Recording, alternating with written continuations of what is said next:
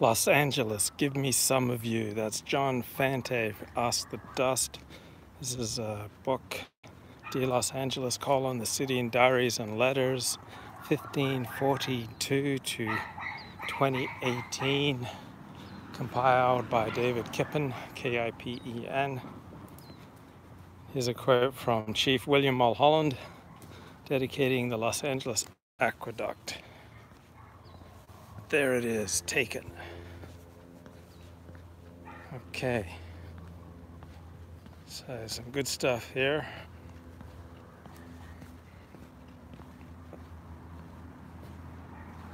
Judge Benjamin Hayes writes, January 1, 1853. I've not yet seen a gold mine. Few emigrants can say this. Nearly all rushed to the mines on their first coming as if there were no other pursuit worthy of attention. From this mania, however, they are fast recovering. Thus hope is for this part of the country. Rushed in Los Angeles. Knew there was one in Northern California. I didn't know there was one in Los Angeles too. Okay, Sister Amy Semple McPherson, January 1, 1923. Her mighty temple was opened, and loving hands a-tremble with eagerness and excitement of the moment lifted me to the top of the scaffolding from which the outside dedication service was held, from which we read the story of the ancient temple of Jerusalem.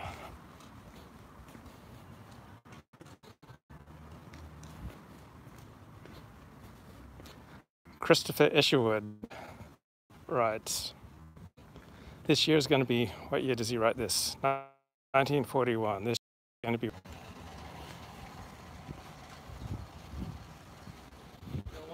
Christopher Isherwood came home and couldn't sleep, reread most of H.G. Wells' book, First Man in the Moon. Aaron Paley writes, 1985, January 1. Where is the life? Where are the people? Even though I know all of the answers, I'm still not satisfied by the responses. What a city. Widen the streets, tear down the past, destroy the trees. Having trouble building up the energy and commitment I need to form a committee to save 50s architecture. Oi. Okay, January 2nd, 1932, Dawn Powell. Dinner in Santa Monica, home in Rolls-Royce, jolly, futile, childish fun.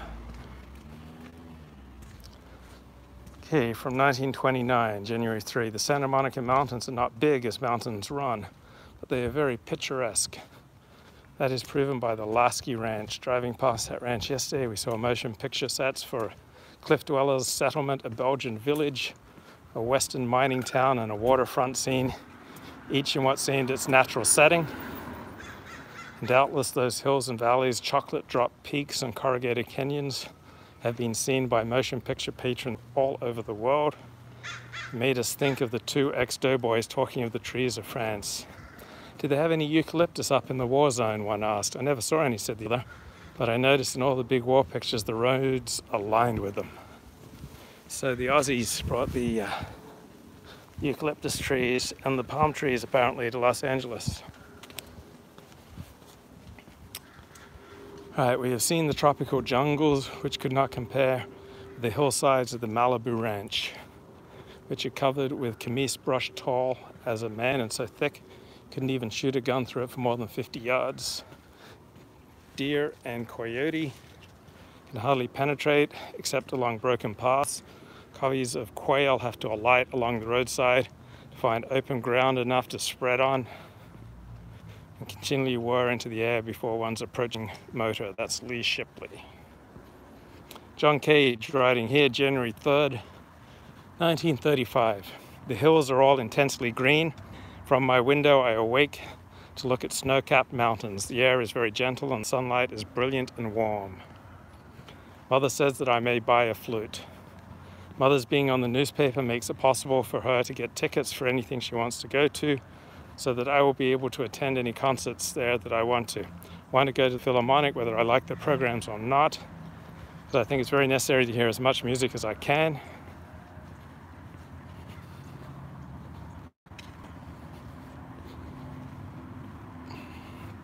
Kenneth Tynan writes, January 3. Death Valley is minimal tourism, a gigantic natural monument, a theory that less is more. Query: why is it that all man-made objects in the States, especially cars, trains, aircraft, and modern buildings, look like outsized toys?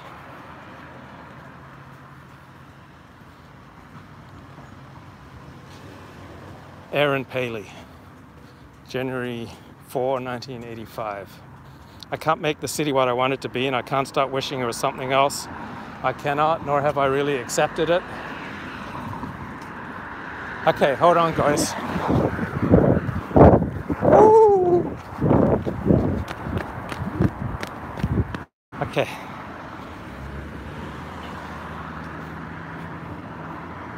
So San Francisco again emerges as a compromise. But no, that's not really where my thoughts are going. For now, I feel homeless. Not here inside my room, but almost everywhere else in the city. I feel like a tourist, not a resident, but I have all of these déjà vus.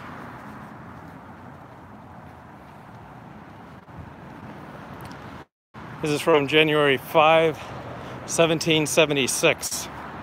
The converted Indians of this mission appear to be gentle, friendly, and of good hearts. The men are of medium stature. The women being somewhat smaller, round-faced, flat-faced, and rather ugly.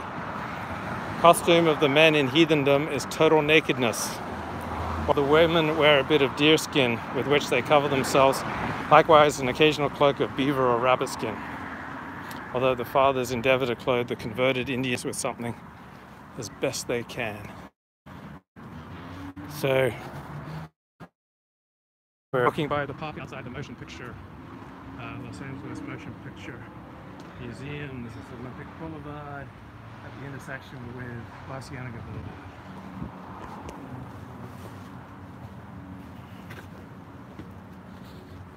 The method with which the fathers observe in the conversion is not to oblige anyone to become a Christian, admitting only those who voluntarily offer themselves.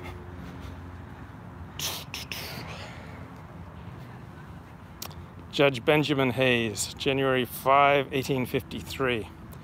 Gardening all these days, the flowers transplanted last month or flourishing, seeds sown last month coming up pink, poppy, larkspur, pea, and turnips.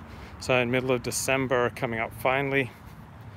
On the second Sunday, we walked to the hills and transplanted a few of the wild yellow violet. Large congregation at church. Unusual number of men, perhaps the effect of good resolutions at the beginning of the year.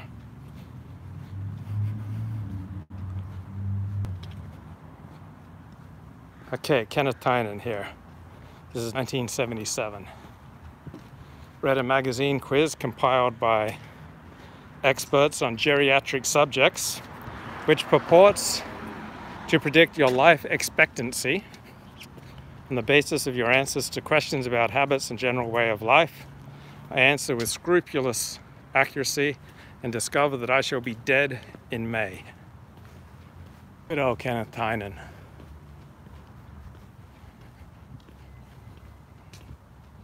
Albert Einstein, January 6, 1931. Here in Pasadena, it is like paradise.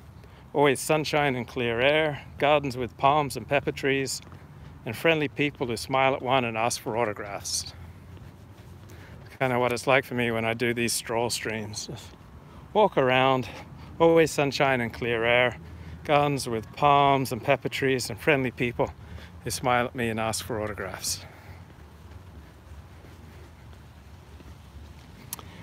Wow, January 7, 1861, it has now rained for about 70 hours without cessation. Don't remember that happening. This guy sits around writing letters. Dawn Powell, 1932. Possible to keep track of time or anything out here. Life slips pleasantly out of your control almost at once. Kind of like tuning into a Luke stream. 2017, Ryan Reynolds. People in LA are deathly afraid of gluten. I swear to God, you could rob a liquor store in this city with a bagel.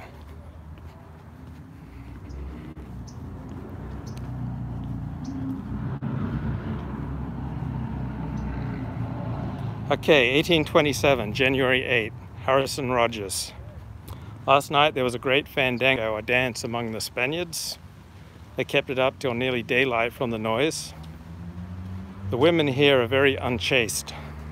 All that I've seen and heard speak appear very vulgar in their conversation and manners. They think it an honor to ask a white man to sleep with them. One came to my lodgings last night and asked me to make a blanco pequeñina, which being interpreted is to get her a white child. And I must say that for the first time I was ashamed and did not gratify her or comply with her request, seeing her so forward. Wow, that's pretty much my reaction to women in Los Angeles too. They're all trying to get me to give them a blanco pequeñina, but they're just so forward about it. Okay, this is Lawrence Ferlinghetti, 1964. Came upon Los Angeles by bus at night. The crazy hotels, crazy streets, sad signs of America. Jesus Saves, Tom's Tattoo, the Electric Rembrandt, Snooker Parlor, acres of autos, Hotel Small, Ice Rink, Greyhound, Los Angeles Street, TV and rooms, eat, barber and beauty supply, pawn shop, shave yourself. And lonely the hotel doors gaping, and lonely the lobbies, lonely the beds, forever and ever. Lonely the lunchrooms, lonely the cars running in the streets, lonely Los Angeles, lonely world. Sure are a lot of defeated people in this here America. I go to midnight burlesque show, the Morosco, original stand-up comedian in baggy pants, and strippers bumping and grinding to staccato drum rolls. In pink spotlight, which also catches the face of the drummer, in the orchestra pit. Just below the stripper on apron of stage, you're looking up at her to synchronize drum beats with the movement of her pelvis. Boom, boom, boom, boom, jump. Now jerking spasmodically, face detached from the whole scene, having nothing to do with her body, trying to get away from it as far as possible. The girl with the 56-inch bust runs her final bump into the curtain, her lost face finally hidden in it, as in a huge brown bedsheet. I am alone in the balcony with a spotlight projectionist. Smoke rises from the seats below as in an inferno. The house lights come on. Okay, there's the LFP building in all its glory.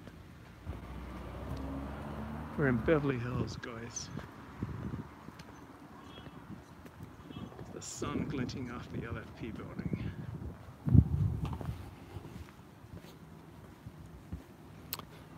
Okay, 2008, Susana Chavez Silverman. It's Kaiser Permanente. It's an HMO mundo we inhabit. Digo, those of us even lucky enough to have health coverage. So I won't know anything for up to 10 days. Can you believe it? Charlotte Perkins Gilman, 1890, January 9, rode on a burro first time, liked it.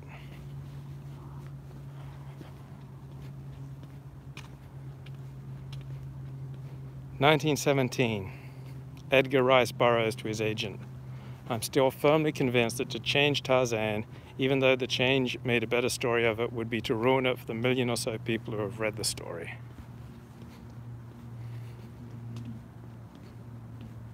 Nunnally Johnson, January 9, 1957.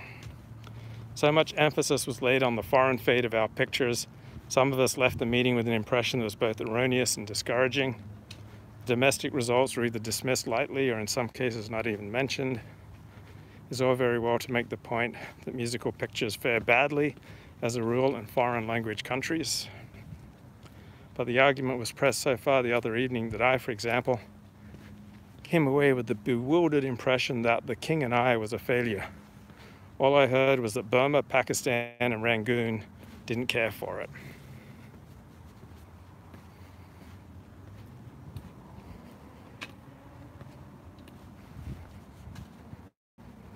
Okay, this is F. Scott Fitzgerald to David O. Selznick, 1939. Gone with the Wind. Just a word about the beginning to suggest the romance of the Old South immediately. I should suggest borrowing from the trailers. Under the turning pages of the book, I'd like to see a 2 to 3 minute montage of the most beautiful pre-war shots imaginable. Played over it, I'd like to hear the Stephen Foster songs right off the bat. I'd like to see young men riding Negroes singing, long shots of a barbecue, shots of terror and 12 oaks and carriages and gardens and happiness and gaiety.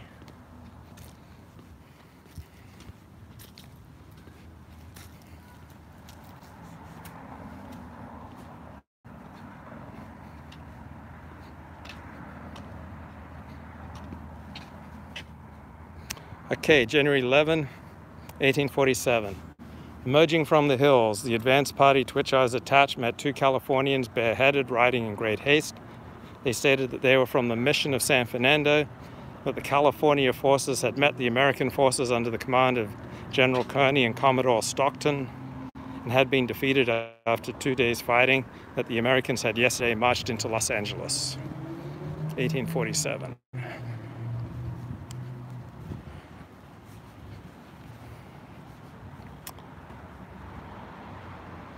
Okay, T.S. Eliot here.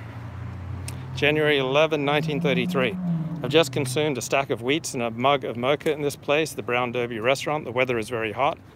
Yesterday, went out in a motorboat from Balboa Harbor. Have lectured 3 times and addressed several classes. Have driven a Ford and got stuck in a snowdrift.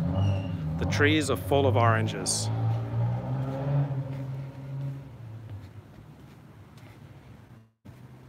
John Cage, 1935.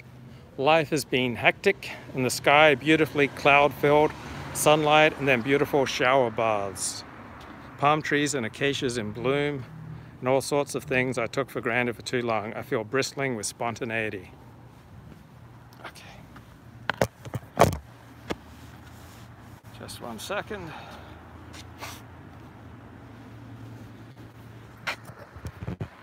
Okay. Oh, sunshine in my eyes makes me happy. Edwin Bryan, January 12, 1847. This morning, 2 Californian officers accompanied by Pico, who marched with us from San Luis Obispo, came to the mission to treat for peace. Consultation was held and terms were suggested.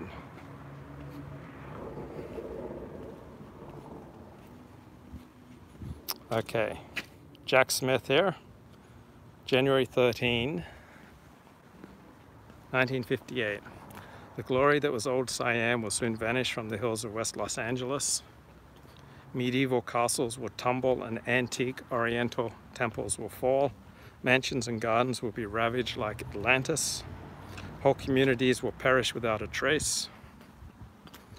Lakes and rivers will dry up and jungles will be swept away. The instrument of this doomsday will be neither war, famine, death, nor pestilence. It will be wrought by the bulldozer and the axe. It will be the end of a make-believe world, the 176-acre false front world of film sets on the famed 20th Century Fox lot. Its doom was sounded last week by the studio's announcement that this portion of the 284 lot will be raised and cleared to make way for a $400 million complex of steel and concrete towers to be known as Century City. Hazel Thornton, who I presume is a juror. Okay, so we were called into the Menendez trial courtroom one last time, 1993, with standing room only, and the judge thanked us for our service and declared it a mistrial. It was all really kind of sad.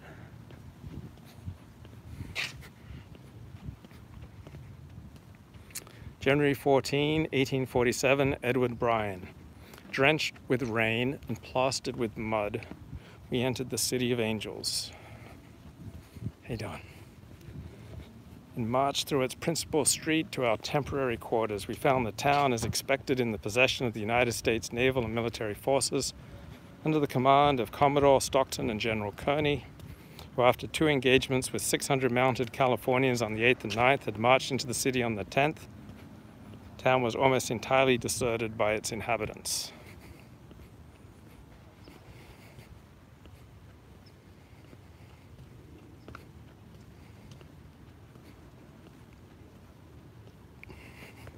Liza Williams, January 15th, 1971. This morning the sheets are twisted and the pillows lie on the floor. Perhaps I shall get up drive over the mountains to find myself sitting in a field of clover.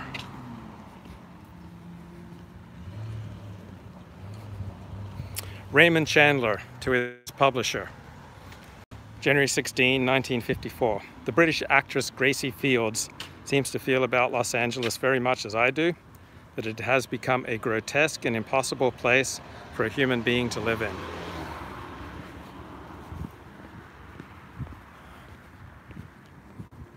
Aaron Paley, 1982. E and I went into town. Such a funny perspective being in the valley. Anyways, today was the first time I went over the hill. I think this time in LA I can finally get past all the shit from my past and just accept LA for what it is. Can't expect any more from this town, and there are advantages. I finally do fully understand the reasoning and motivation behind moving to LA. I have good ideas, such as take a gas station and rehab it into a cafe and gallery.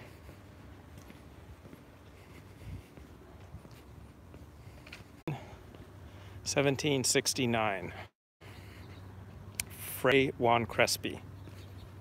We set out from the place in the morning, and as soon as we entered the plain, we saw a bare chain of mountains covered with snow, which we descried on entering the valley of Santa Clara. From the hills, we also saw the Porciuncula River. Across the plain in a southeasterly direction, arrived at the river and forded it, observing on its sands rubbish, fallen trees, and pools on either side. For a few days previously, there had been a great flood which had caused it to leave its bed.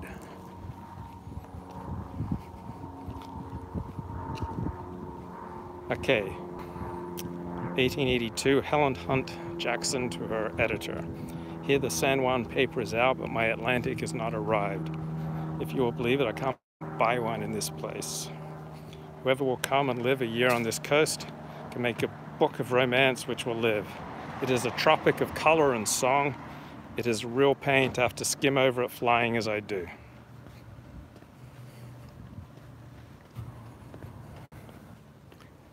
Okay, 1960, Dalton Trumbo. To his editor, Dalton Trumbo, remember, was blacklisted for being a commie. I am, of course, the Robert Rich, who wrote the original story and screenplay of a simple, if not simple-minded, little film called The Brave One, for which young Rich was awarded an Oscar. He hasn't gotten it yet, neither have I. However, it's just as well, for although those statues look like gold, I'm told they're nothing but pop metal inside. The only woman I ever married is still at my side. She brings in extra money as a photographer, so we eat well and love each other rather more than we did on that day 22 years ago when each confronted the other with justifiable suspicion.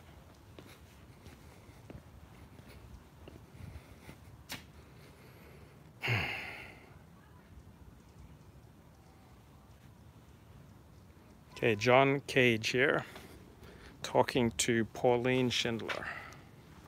Okay, let's swap hands. There's a little open space the other day. I was walking and thinking of you in Ojai, an open space of country, and suddenly I knew what wilderness was. So I hissed and grunted and found myself expanding with a big heart till for a moment I was out of my mind, only tremendously alive. Did not know you were wildly intoxicating. Now I have only very present memories. Life has been short, has only begun, and I can see in the corner your eyes never turned away. And your hair is some kind of a promise, I don't know of what, perhaps that it will reach your shoulders and that I may bury myself in it. Perhaps I am satisfied that you, who I know are a fragment, are entirely another's, and yet these days you're always with me. It is late and I am tired and I love you and want to be with you. Sure, there is something unexplainably and mysteriously sacred about the valley, something including evil. Okay, this is what walking in Los Angeles is like. All the bloody roots of the trees disrupting the sidewalks, making it difficult for me to do my stroll streams.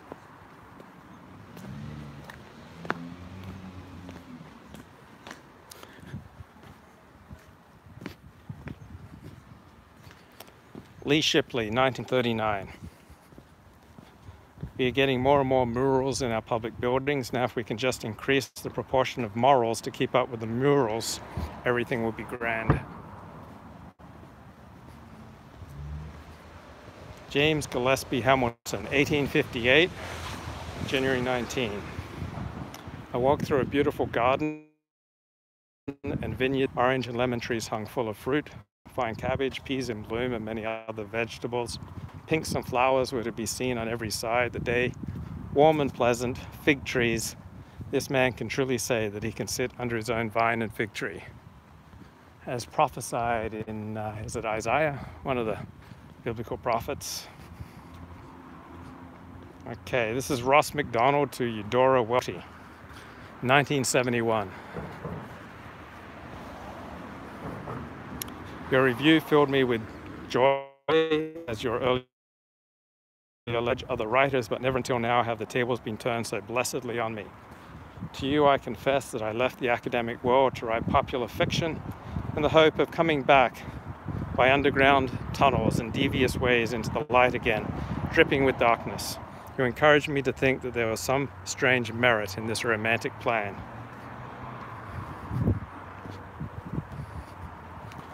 Okay, here's a suicide note from January 20, 1868, by Mayor Damien Marchou. Woo! Almost got hit. My dear Mary, by my drinking to excess and gambling also, I've involved myself to the amount of about $3,000, which I borrowed from time to time from friends and acquaintances, under the promise to return the same the following day, which I have often failed to do. Such an extent have I gone in this way, that I'm now ashamed to meet my fellow man on the street. Besides that, I've deeply wronged you as a husband by spending my money instead of maintaining you as it becomes a husband to do. Though you have never complained of my miserable conduct, you nevertheless have suffered too much. I therefore, to save you from further disgrace and trouble. Oh, how do you like that light? Look at that sky, guys. Being that I cannot maintain you respectably, I shall end this state of things this very morning. If I write these few lines, it is to set you right before this wicked world, to keep slander from blaming you in any manner whatever. Now, my dear beloved, I hope that you will pardon me. It is time to part. God bless you, and may you be happy yet. Your husband, Damien.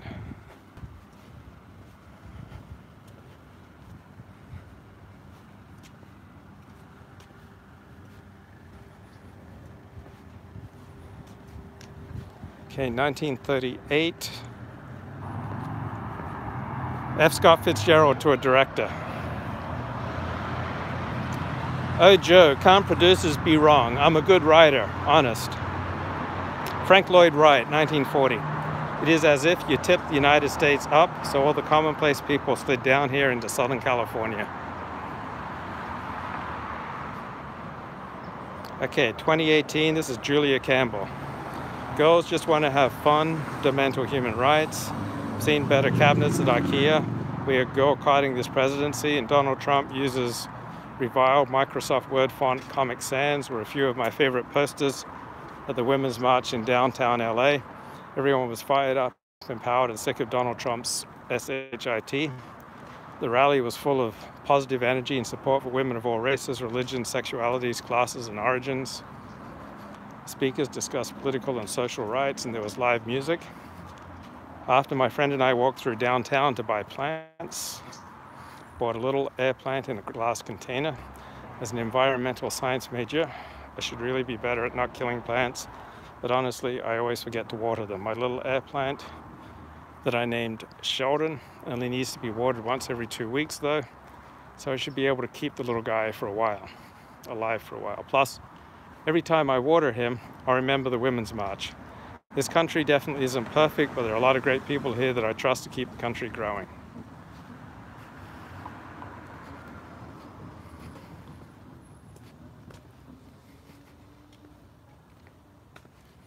Okay, January 21, 1861, Judge Benjamin Hayes. That portion of our party which went to the lighthouse had the good fortune to see the shot from boat and the chase first up, then down the coast. In their excitement, they thought the run was 4 miles. Captain C, who was the lucky shot, says not more than 3/4 of a mile. When the flurry ended in death, he brought in the whale that same night. Often, however, it sinks and does not rise. Both these companies employ chiefly Indian hands at $15 a month. The work is measurably light, and the Indians well content with this pay, better than they can get at any other kind of employment. Captain Packard considers he has done well, but thinks the large number of ships that will come here next season, on hearing of the success of this venture, will seriously interfere with the proceeds of those who operate on land and will soon destroy the whales. 1939, Ray Bradbury writes, "Rained glorious rain all day." Charlton Heston, 1957.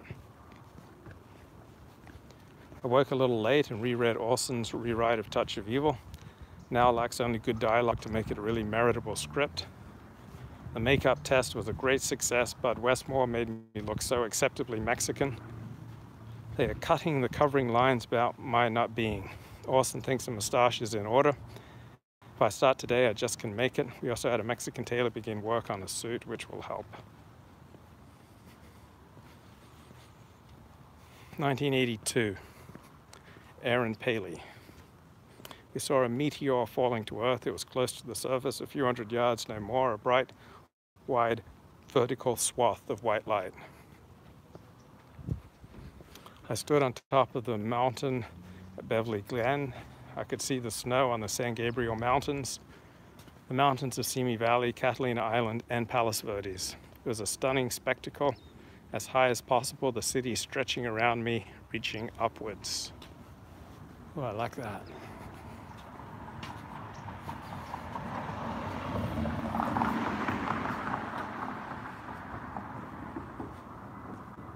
Okay, Kevin Roderick of LAobserve.com, writing in 2006.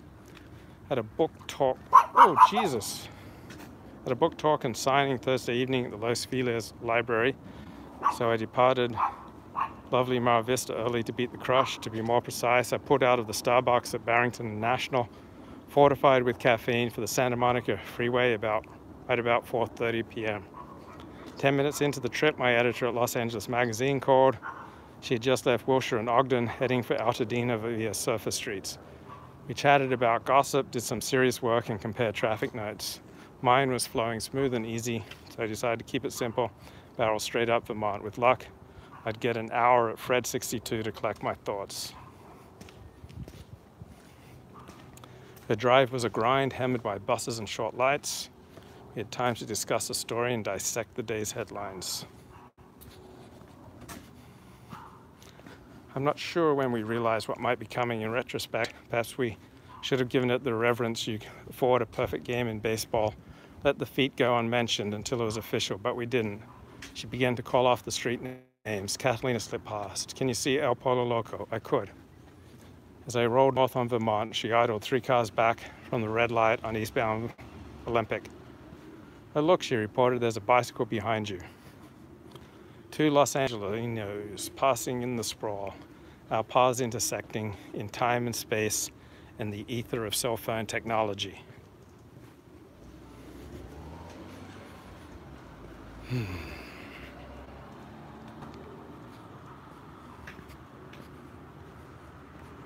Okay, Helen Hunt Jackson to her editor, January 22, 1885. Hope you have read my story, Ramona, and become converted by it if you need a conversion on the Indian question. Art Bell, what do I have to do to get you in these streams? I have in this book flung my last weapon. If this does not tell, I know nothing more to do. In my century of dishonor, I tried to attack people's consciences directly and they would not listen. Now I have sugared my pill and it remains to be seen if it will go down.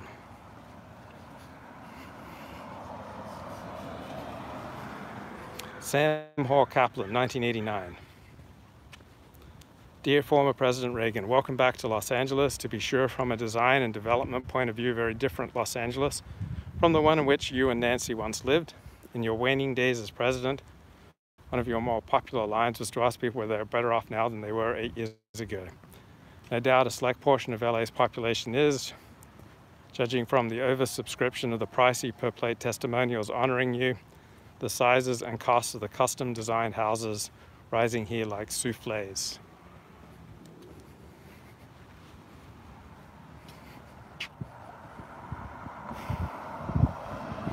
Stephen Vincent Benet, 1930, January 23. Of all the Christ-bitten places and businesses in the two hemispheres, this one is the last curly kink on the pig's tail. And that's without prejudice to D.W. Griffith. I like him and think he's good, but Jesus, the movies. Hamlin Garland, January 23, 1936. I do not look forward to my children's future with pleasure, not even with confidence. I see only war and taxes. Carolyn Kellogg, 1987. While driving through Beverly Hills with Julie today, saw an RTD bus pulled over next to some park. The driver was outside practicing his golf swing with a club, only in Beverly Hills. Also walked by Andy Rooney shooting a piece in Westwood. Weird Thursday morning.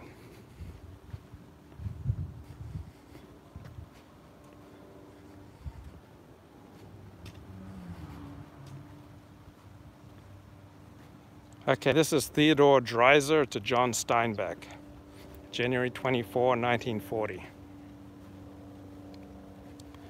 While I was seated and drinking, a boy brought me a piece of paper on which was written, "Mr. Dreiser, would you honor me by having a drink with me, John Steinbeck," or some such name. My near reading sight is not without eyeglasses. It's not much without eyeglasses. They weren't handy anyhow. Without thinking much more about it, took it to be from a total stranger, someone not known to me in any way. Decided, if you please, to go over and be as pleasant as possible and get it over with. How it came off, what you thought, and now I'm wondering, I can only guess. Somewhere along the way I must have stuck the note in my pocket and forgotten it. And I now know, perhaps 6 weeks later, that you did not trouble to enlighten me, and right you were. But what a bore you must have taken me to be. And today, 6 weeks later, I'm regretting it all so much. I'm so truly sorry for myself. For today, I upset my inkwell and spilled ink on a crumpled piece of paper lying on my desk. How it got there, I don't know. Anyhow, I picked it up to throw it in the wastebasket. And then, Christ, what a dunce. The one man I've been truly wanting to meet since I read of Mice and Men. Not to mention your beautiful and powerful Grapes of Wrath. And there I sat and then walked away without saying anything. Trashy formalities, my God. Well, anyhow, here I am. That is my story. And tears won't collect and bottle spilled milk. But maybe they'll dissolve the righteous and yet mistaken opinion you're holding concerning me. I hope so, for although you've met me, you're still the one man I want to meet, talk to, and will, your gracious and far-reaching charity permitting.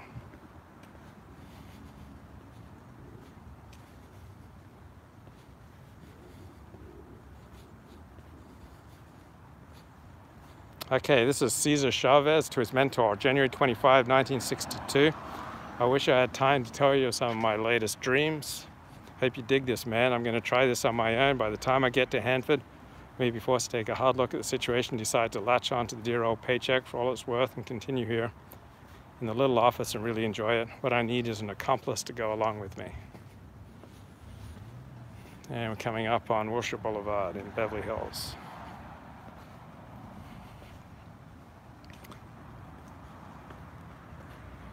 Okay, this is Eleanor Coppola, 2004. How do you like those palm trees? That's into North Beverly Hills and the Hollywood Hills.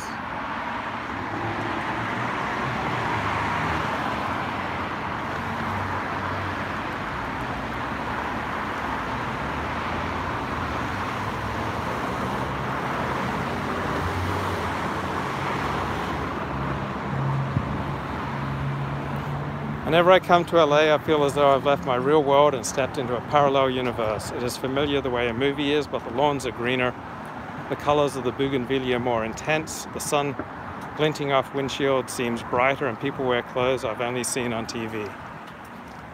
Last night we attended a Hollywood party for cast and crew to celebrate the 5 Golden Globe nominations of Lost in Translation received. At midnight, there was a stir as Bill Murray and his wife arrived directly from a European flight. Bill is in the Wes Anderson film, The Life Aquatic, shooting in Rome.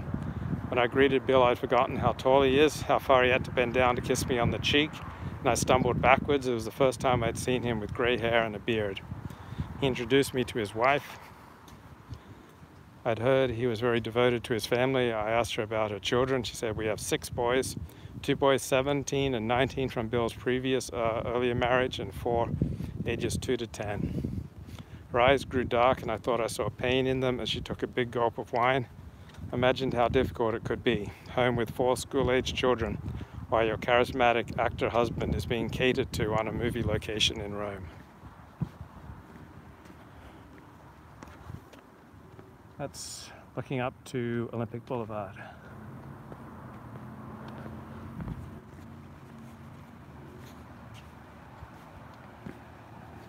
As the evening wound down and we walked out through the big carved door, I was glad to be alone with just Francis.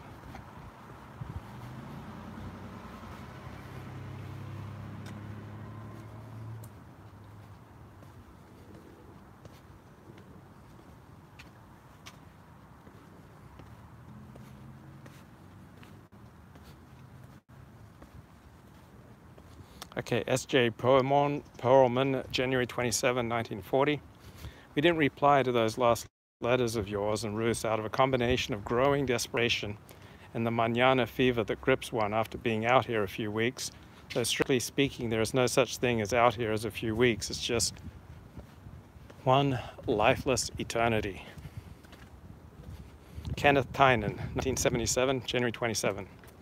Life is cloudless out here in every sense. Yes.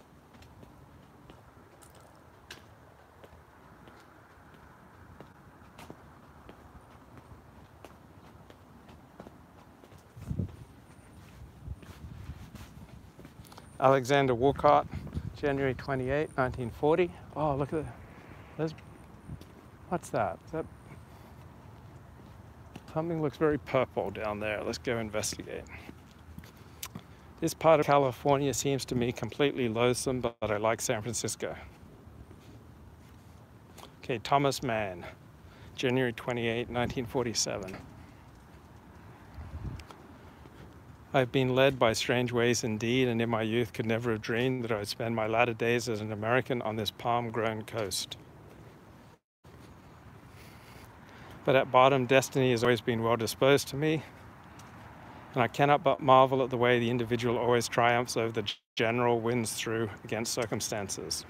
I live here and do my work as I used to in Munich's Herzog Park, and my de-Germanization, to use Nietzsche's word, has not progressed very far after all. On the contrary, I find that in these happier foreign parts, I've become all the more conscious of my Germanism. Especially during the past 2.5 years, I've been occupied with a novel, Dr. Faustus, whatever the thing should be called, which I hope to complete within a few days, and which is something so utterly German that I have the greatest fears concerning its translatability. Okay, wow, look at that purple.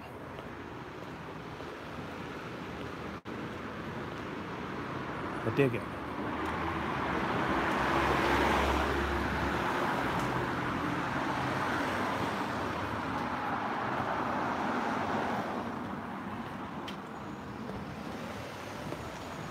So the eucalyptus trees down this street, the purple. Ah, it's gorgeous.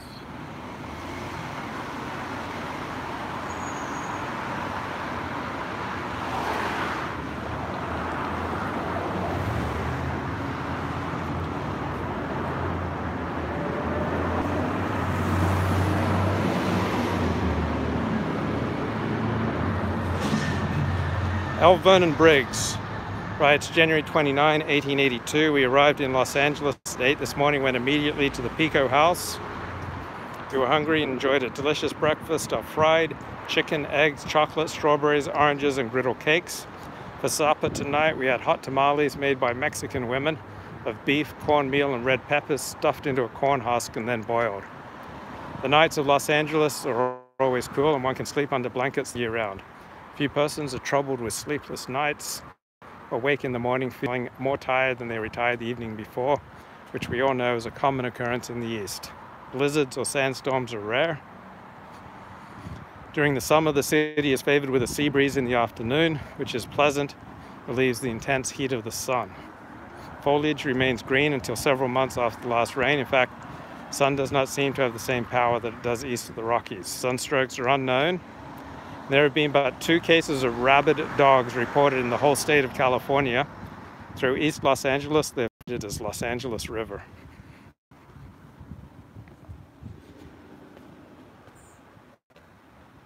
Okay, Hart Crane, 1928. Writing is next to impossible, what with the purling of fountains, the drawling of mockingbirds, the roaring of surf, the blazing of movie stars, the barking of dogs, the midnight shakings of geraniums, the cruising of warships, etc.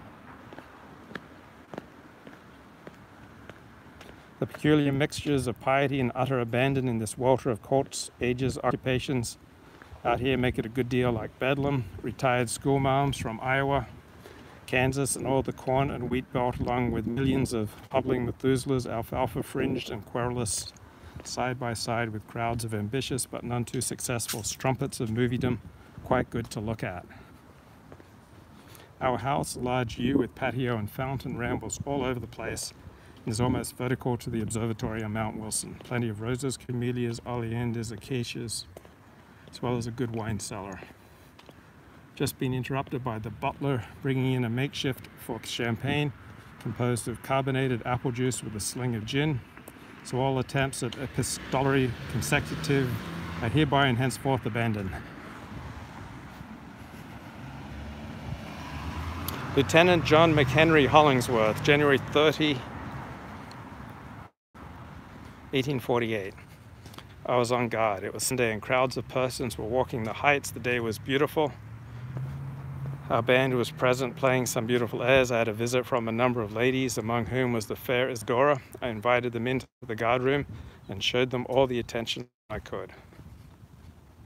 Okay, Ed Ainsworth, 1936. Rollo the whale is having a picnic off Laguna Beach these days. Maybe Rollo isn't his name, but it ought to be. He's a jolly, friendly mountain of blubber, coming just as close inshore as he can to play. He was arriving late this year. He'll turn around and go north again next month, but he's having a grand time while he's here. Rollo can be seen every day off the rocks of Three Arches. Comes to the top and spouts a huge column of water in the air, flips his tail, threshes around in the sea, dives, reappears, spouts some more. It's like a fountain with Saint Vicious dance.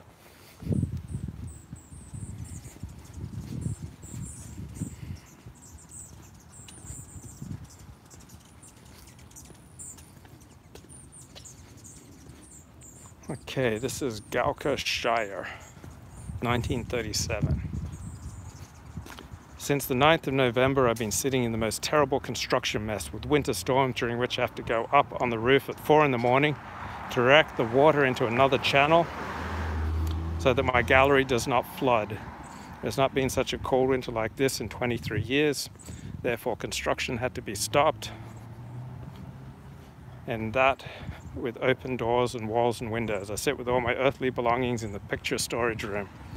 At the same time, there's the lack of trained workmen and everything gets done wrong, so that I, who pay every penny, have to supervise everything, because if one is going to create something, it must happen with intelligence, and for that, even the gods search here in vain. If I had kept a diary of my contractors' stupidity, no one would believe it. I have no problem dealing with the workers, and there are my other commitments and playing Girl Friday. Am I still alive? Yes, I will survive. My thanks will be the enthusiasm of my friends. Edward Weston, February 1, 1928.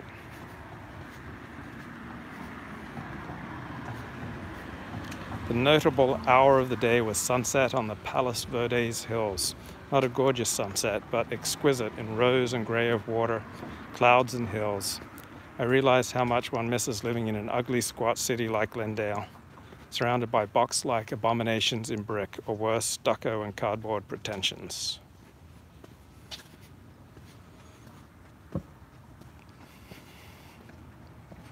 Charles Brackett. Our second preview, which seemed to play better to a sparser and graver audience, but had rather a high percentage of bad cards. We have a stunning picture, Sunset Boulevard, which is going to be hard to get people to see.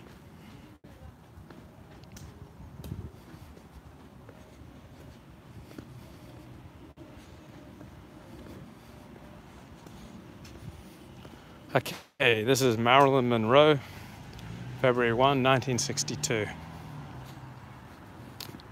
Had dinner last night with the Attorney General of the United States, Robert Kennedy, and I asked him what his department was going to do about civil rights. He was very intelligent, and besides all that, he's got a terrific sense of humor. He was the guest of honor, and when they asked him who he wanted to meet me. So I went to the dinner and I sat next to him, and he isn't a bad dancer either. Dorothy Parker, 1962. Marilyn would have been a terrible problem, though I am crazy about her. Studios beginning to view her as Marat must have regarded the lethally poised Charlotte Corday. Of course, Marilyn can't help her behavior. She is always in terror. Not so different from you and me, only much prettier.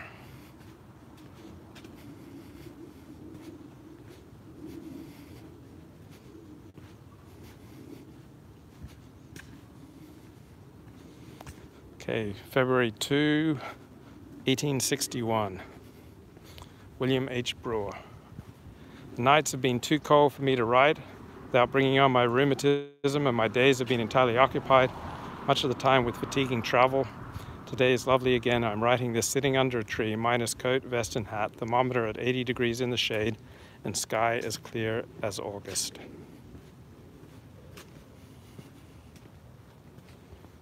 Okay, Jack London, 1911.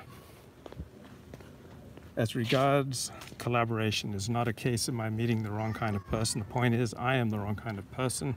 It is nobody's fault but mine, this inability to collaborate.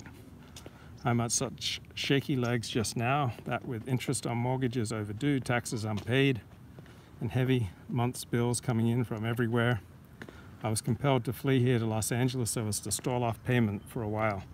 Haven't paid my rent, foreman salary for 3 months. I managed to raise the wages for the 1st of February for the laborers, and they're the only ones I've paid, and there's the everlasting hell of it.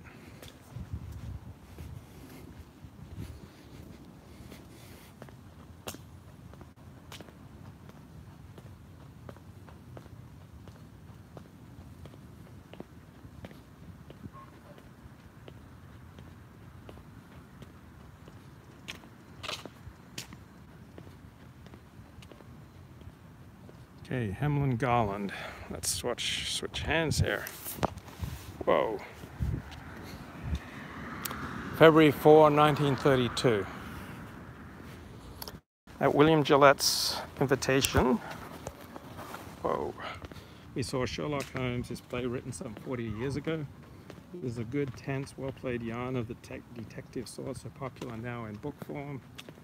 Gillette concealed his age amazingly well. He read the lines as well as ever and was heartily cheered at the end of each exciting episode. But when he said, in Holmes's character, "What does it matter? What does anything matter?" I felt he was expressing his own philosophy, and then a little later Holmes said, "In a short time, nothing will matter."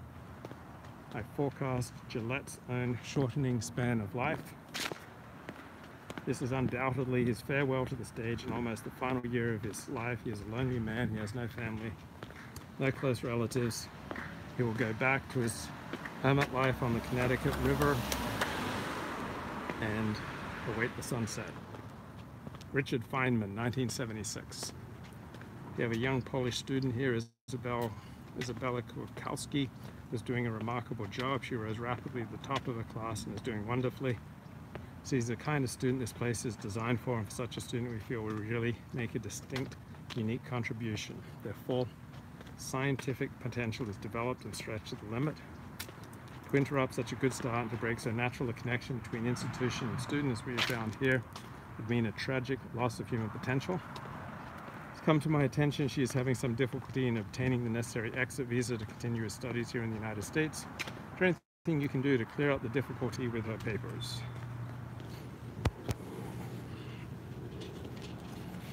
Okay, this is from 1850. Judge Benjamin Hayes. February 5th. Descending through lofty hills covered like the plains from the ranch of Chino with grass and flowers, one obtains his first view of the Pueblo of Los Angeles, nearly 3 miles off. This view, of course, is not complete, but the stranger hastens his steps and is soon repaid in a measure for at least a portion of his toils. The morning of the 3rd Sunday brought crowds of people to the church from the neighboring ranches who went to Mass, after which witnessed the burial of an Indian who had died the day before. The whole scene, American by the side of Mexican, Indian and white, trader and penitent, Gaiety, bustle and confusion on the one side and religious solemnity on the other was singular to me. A beggar at the door as we sallied out. At the conclusion, the service struck my attention.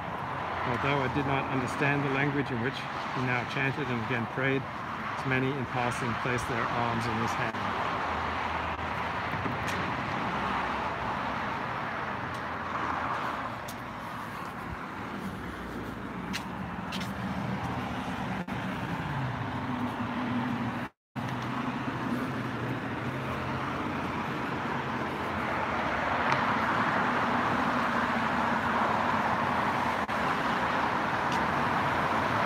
So you're looking up there towards Robertson Boulevard and Wilshire Boulevard.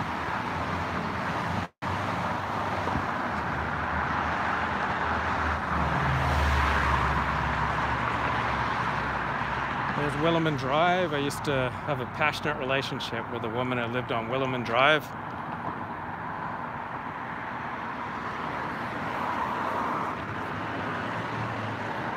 Hart Crane, 1928. We have met some movie actors, attended some studio screenings, and have a fair amount of swimming and tennis. The beaches, Long Beach, Venice, Santa Monica, really a delight, and I've spent whole days watching the gulls, sandpipers, pelicans in their maneuvers. But I am especially enjoying the wealth of reading and music around the house. His employer is buying all the albums of symphonies, quintets, concertos, and whatnot on the Victor list, so I'm living on intimate terms with Brahms and Beethoven, the two most exciting of all to me. Okay, Aaron Paley, 1985. Jay took me to this meeting at the Inner Arc Sanctum of Los Angeles tonight at Lynn Keenholz's house on Outpost, filled with incredible art. What a funny crew, art people, really good people, but white and affluent, little diversity or scope.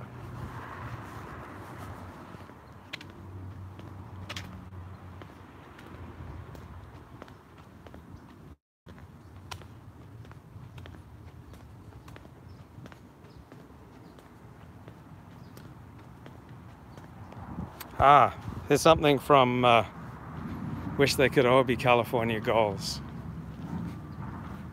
1947, this is Evelyn Waugh. Arrived at Pasadena at 9 a.m. We were met by a car from MGM. We drove for a long time down autobahns and boulevards full of vacant lots and filling stations and nondescript buildings and palm trees with a warm, hazy light. It was more like Egypt, suburbs of Cairo or Alexandria than anything in Europe. Gen Z, the children of feminism and suicidal fathers of our times, says Glib. Bad times always created strong men.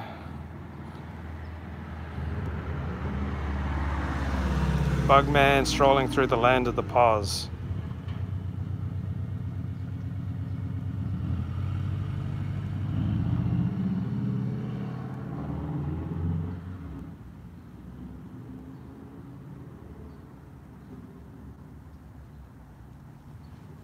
Okay, let's keep rolling here. We arrived at the Bel Air Hotel, very Egyptian, with a hint of Addis Ababa and the smell of the blue gums.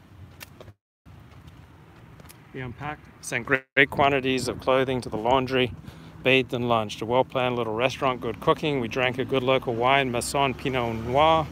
The only people in the room drinking, 2 tables of women with absurd hats, rested.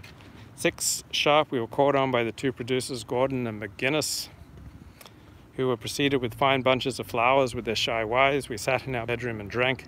Conversation difficult, bed early after dining without appetite in the restaurant and slept badly, woke in pain. Evelyn Waugh in Los Angeles. Charles Brackett, 1949.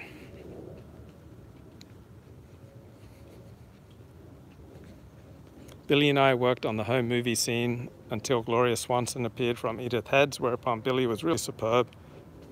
Billy Wilder, quieting her fears, telling her to stop worrying about the script, let us take the responsibility, kidding and bolstering her at the same time. I think she'll be all right. John D. Weaver writing to John Cheever. I crossed over into the golden years with a great deal of claret and I think some degree of grace.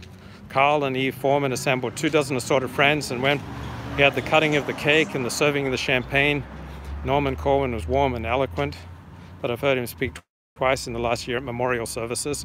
gave me an uncomfortable feeling. So we're on Charlieville,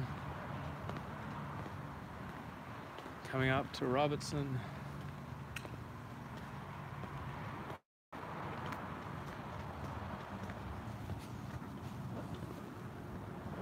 So this is the Horace Mann School. Okay, Horace Mann, Los Angeles. Where are we? Okay.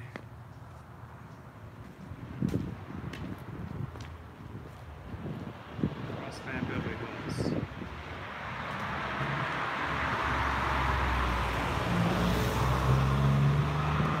E.F. Beale, 1854. The government really desires their good and not to exterminate them, as malicious and reckless white men have informed them. I have clothed them coarsely but comfortably, and they seem as happy as it is possible to conceive.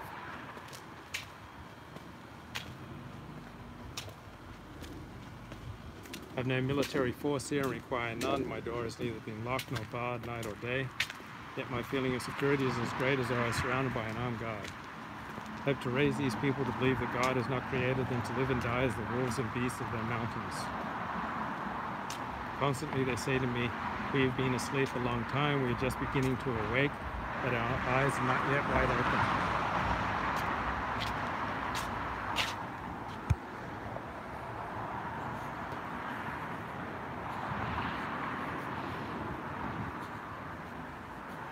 (1891).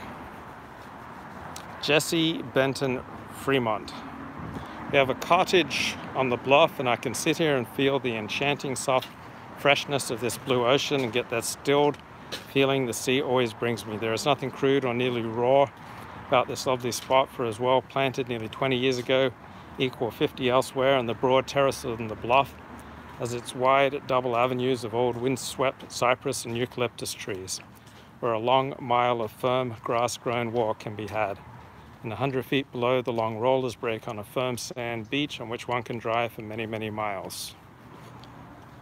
Snowbound at this season, is hard to realize the June-like beauty of the roses and heliotrope and honeysuckle and fuchsias that cover the cottages to the roof, while beds of violets are in full bloom, and yet morning and evening we have wood fires for beauty and companionship more than necessity.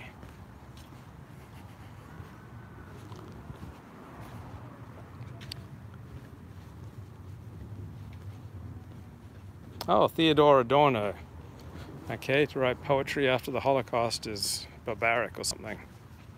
On Friday at Salker's for tea, 1944, there was only this sportily dressed woman who was vaguely familiar. I'd only noticed that Salker had told her our names, but not vice versa, from which I inferred she must be so famous she expected us to know who she was anyway. It was only after having this thought that I recognized her as Greta Garbo. She was pleasant and friendly and stayed for a long time, whereas she normally leaves out of an almost pathological shyness any social gathering at which she encounters new faces. She is beautiful, very affected, and probably not especially intellectual, to put it discreetly. Comes across as someone who makes a great effort to live up, at least somewhat, to her own nimbus. Ali Baba waited in the car. He cropped up in the conversation, and Mrs. Garbo, who loves Afghans, requested that he brought in. Now Salka has 3 dogs of her own, 2 highly nervous setters, and an enormous German shepherd that had just bitten Ms. Garbo. Bites everyone. But the 3 monsters were locked away.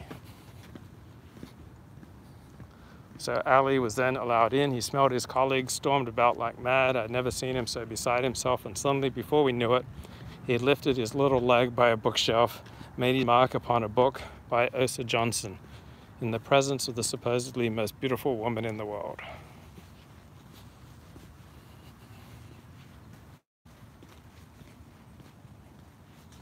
Okay, 1931. This is P.G. Wodehouse. February 9. They keep writers in little coops out here on the movie lots, and sometimes it is months before the writers can find out who hired them and why. I was supposed to be writing a picture for Will Rogers, but they changed the plot on me 5 times in 9 days, so I went away. They didn't even know I'd gone away for some time. That was with the Fox Film Corporation, but they were very nice financially. They didn't want what I did, but they paid $5,000 for something I hadn't done. There's a kind of idea around there that I'm still working for them in some quarters, I believe. Then I went into Paramount one day to sell the movie rights of an old novel of mine. It seems they got the idea I was working there, so they paid me some money too. And I went on a vacation after that. Now I don't think I have a job, but I don't know because no one knows anything about anything at all in Hollywood. Seems to me the proper system here is to find out where all the pay windows of all the different studios are.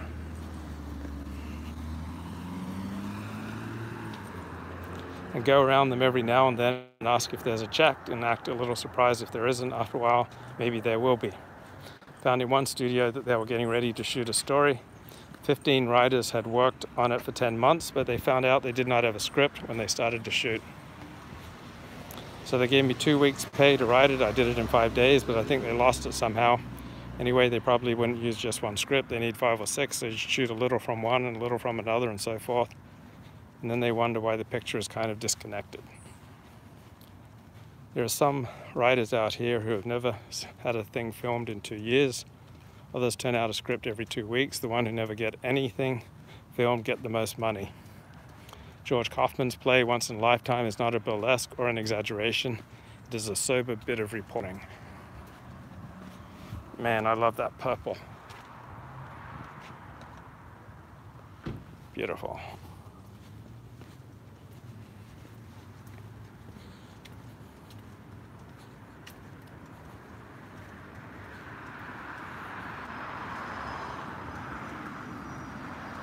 Edward Weston, 1927, February 10.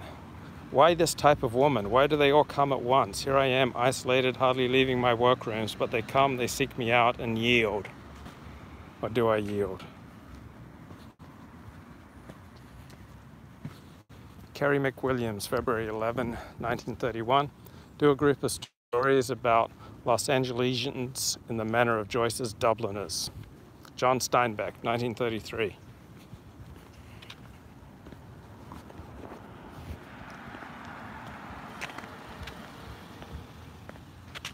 I'm lying in the sun drinking coffee. Of course, I could use the typewriter for the first time in one solid month. It is idle. This is a good day, but I have no intention of trying to explain my book to a God unknown. It has to do that for itself.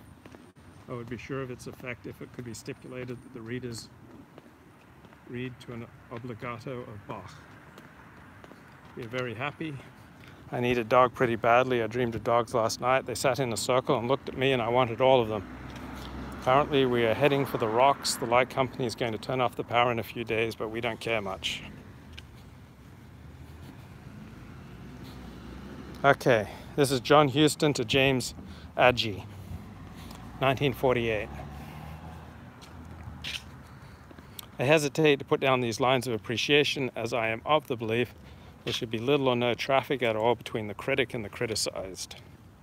Friendly relations exist between the two. The critic, when the time comes around to criticize, invariably leans over backwards in an effort not to be influenced by his personal feelings, and as a result he is more severe than he would want to be otherwise. By the same token, upon making the acquaintance, the criticized appears a thoroughgoing SOB in the eyes of the critic. The critic, in an effort to be fair and unbiased, is generally inclined to give the criticized a break he doesn't deserve. All of which is leading up to this proposal. Will you have a drink with me next time I am in New York? In the meantime, thank you very much.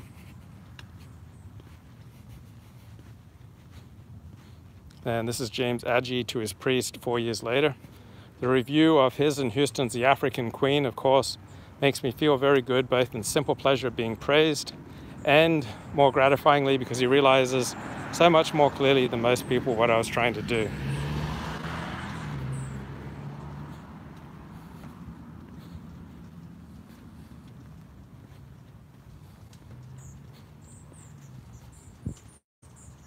Okay, Evelyn Waugh here, 1947, February 13. The city is quarter-built, empty building lots everywhere and vast distances. Since the war, they have succeeded in spoiling even the climate by inducing an artificial and noxious fog. The men lunch in wineless canteens. Jovial banter prevails between the hotel servants and the guests, but our insular aloofness is respected. We have trained the waiters in the dining room not to give us ice water and our chauffeur not to ask us questions. There is here the exact opposite of the English custom. by which the upper classes are expected to ask personal questions of the lower. Thursday afternoon, Gordon proudly showed us his last film, The Green Years. It was awful. Mercifully, the cinema was provided with push buttons to stop the film, so when Gordon had gone, I stopped it. We met the actor who plays Dr. Watson.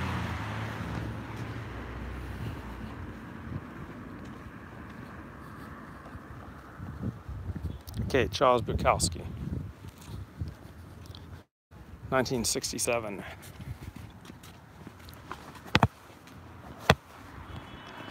There is another high-rise apartment going up directly across the street. I am now completely surrounded. I saw all these beehives. Luckily, I can't afford to die in such voluptuous candy. I will end up in a cardboard box in the hills. I've discovered the last green hills in town. It is just before you hit Huntington Drive on the way to Santa Anita. Turn left of North Main or North Broadway. I don't know which. Anyhow, the streets end there, and there it is. These slices of high green hills, tall and nothing on them. No terrible houses, no terrible people, and I always feel like stopping 57 and getting out and climbing up there, walking around in it, laying down in those weeds. But no guts. The city has me, the track calls me, but those hills ride inside as I drive past and looking at them. It's like vomiting up a whole sick metropolis, and I feel better. 2 p.m. KFAC Symphony now coming on. I hope they give me something to lean against. This high-rise across the way, not bad. Something off-brand by Haydn, who was a kind of a cool suck-ass in his time, but managed to save some juice.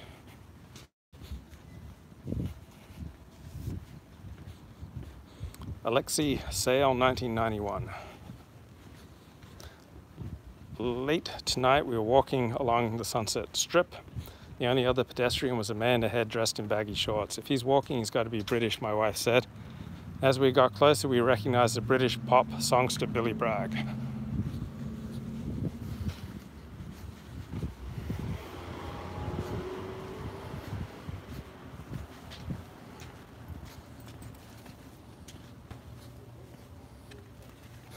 This is Edgar Rice Burroughs, February 14, 1924. Formerly, we were way out in the country, while now everything is rapidly moving in our direction. With the exception of 1 or 2 tracks, everything between us and Los Angeles has been subdivided. This is Aldous Huxley to Anita Luce, February 14, 1949. It is beginning to look like television may soon kill not only the theater and the movies, but radio, books, magazines, newspapers, finally articulate speech and all the processes of rationalization. Talk of the barbarian invasions, the 5th century was nothing to the 20th. We had Grace and Edwin Hubble staying with us for 3 days last week, both in good form. And Edwin full of enthusiasm.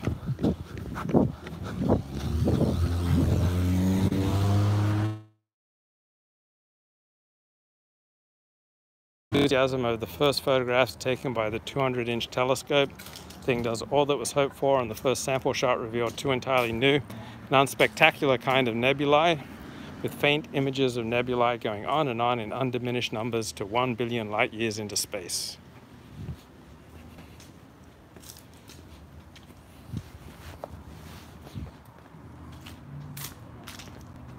Carolyn Kellogg, 1987. Today I sit on the library lawn in front of Doheny, and it is cloudy and I'm cold in my cotton overalls and Tanya's t-shirt. I'm sitting on the green hunting jacket. I have a little cold. I have bruises from the chili peppers last night. I kind of have to pee. This is a very normal day. Maybe sometime I'll have a special Valentine's Day. Maybe it'll mean a lot to me. Maybe it's time to walk home.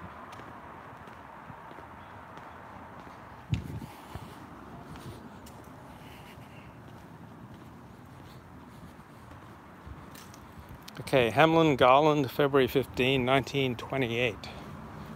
From the book Dear Los Angeles, compiled by David Kippen, K-I-P-E-N. Constance took me for a ride to Beverly Hills and Santa Monica. There's some very picturesque and costly estates are being built among the hills. It's an astounding development. There is, however, a disturbing effect of unreality. It's like a stage setting, something built in a hurry and a flurry of enthusiasm of sudden wealth. Suggests the eagerness of those newly rich. 25 years from now, this region will look settled. It'll still lack the settled quality which I love in old New England. If I were young, I might possibly find it to my liking, to my interest. I have no future. My task is to record the past. Okay, guys, hold on.